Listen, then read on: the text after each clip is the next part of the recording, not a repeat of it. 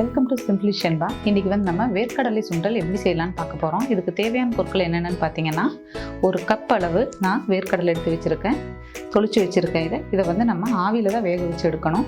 அதுக்கப்புறம் பார்த்திங்கன்னா கொஞ்சம் வெள்ளரி பிஞ்சு நீட்டவாகில் கட் பண்ணியிருக்கேன், மல்லித்தலை, காரா புத்தி கொஞ்சம் ஒரு 2 ஸ்பூன் அளவு எடுத்திருக்கேன், தக்காளி ஒரே ஒரு தக்காளி போதும், ஒரே ஒரு பெரிய வெங்காயம், ஒரு துண்டு இஞ்சி துருவி வச்சுருக்கேன், ஒரு சின்ன சைஸ் கேரட் துருவி வச்சுருக்கேன், 2 பச்சை மிளகாய், கருவேப்பிலை கொஞ்சம், லெமன் ஜூஸ் கொஞ்சம். நான் வந்து மிளகாய்த்தூள் எடுக்கலை, ஏன்னா வந்து இதுலேயே காரம் இருக்குது. காரம் அதிகம் சாப்பிட்றவங்கன்னா ஒரு ஸ்பூன் மிளகாய்த்தூளும் ஆட் பண்ணிக்கலாம். இப்போ வந்து ஃபஸ்ட்டு நம்ம இந்த வேர்க்கடலையை இட்லி பாத்திரத்தில் ஆவியில் வேக வச்சு எடுத்துக்கலாம். இப்போ இட்லி பாத்திரம் தட்டு வச்சுருக்கேன். இப்போ இதில் வந்து நம்ம வேர்க்கடலையை போட்டுக்கலாம்.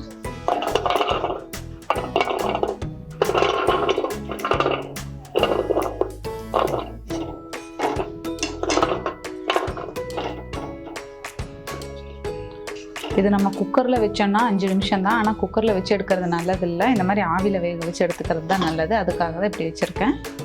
மூடிடலாம். இப்போ நம்ம வேக வச்சு ஒரு 5 நிமிஷம் இருக்குங்க, அதுக்குள்ளே வெந்திருக்கும். போதும், அந்த அளவுக்கு வெந்ததுன்னா போதும்.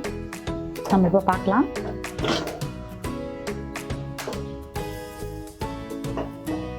பாருங்கள், வெந்திருக்கு. இந்த அளவுக்கு வெந்திருந்தால் போதும்.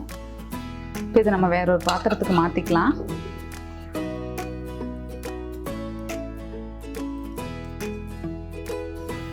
ஃபஸ்ட்டு இப்போ நம்ம வேக வச்சு வச்சுருக்கிற வேர்க்கடலையை இந்த பவுலில் ஆட் பண்ணிக்கலாம்.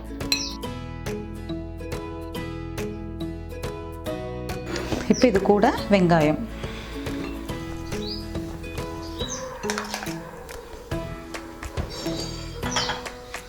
துருவின இஞ்சி,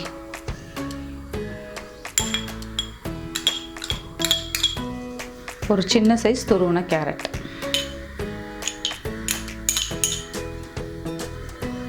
நறுக்கி வச்சிருக்கிற கருவேப்பிலை,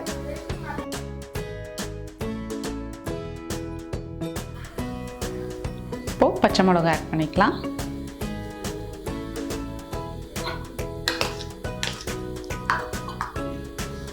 அடுத்தது தக்காளி ஒன்றே ஒன்று. இது எல்லாத்தையும் கொஞ்சம் மிக்ஸ் பண்ணி விட்டுடலாம்.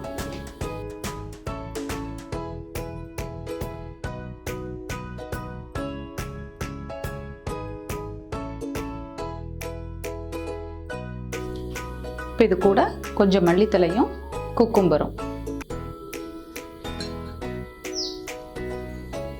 அது கூடவே தேவையான அளவு உப்பு, கொஞ்சம் லெமன் ஜூஸ்,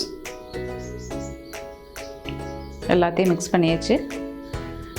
நல்லா கலக்கி விட்டுடலாம். நம்ம இப்போ எல்லாமே ஆட் பண்ணி நம்ம மிக்ஸ் பண்ணி விட்டாச்சு. காரா பூந்தி மட்டும் நம்ம சர்வ் பண்ணும்போது மிக்ஸ் பண்ணால் போதும். இது வந்து நீங்கள் ஈவினிங் ஸ்நாக்ஸாகவும் எடுத்துக்கலாம், இல்லைனா மார்னிங் பிரேக்ஃபாஸ்ட்டாகவும் எடுத்துக்கலாம். பாருங்கள், வேர்க்கடலை மட்டும்தான் நம்ம ஆஃப் பாயில் எடுத்துருக்கோம். மற்றது எல்லாமே நல்லா ஹெல்த்தியானதாக தான் ஆட் பண்ணியிருக்கோம். குக்கும்பர், இஞ்சி, தக்காளி, வெங்காயம். இந்த மாதிரி சாப்பிடும்போது நம்மளோட ஹெல்த்தும் நல்லா ஹெல்த்தியாக இருக்கும். நீங்களும் இந்த மாதிரி ட்ரை பண்ணி பார்த்துட்டு கமெண்ட் பண்ணுங்கள். சிம்பிளி ஷென்பா சேனலை சப்ஸ்கிரைப் பண்ணாதவங்க சப்ஸ்கிரைப் பண்ணுங்கள். கூடவே பெல் பட்டனையும் ப்ரெஸ் பண்ணுங்கள். தேங்க்யூ.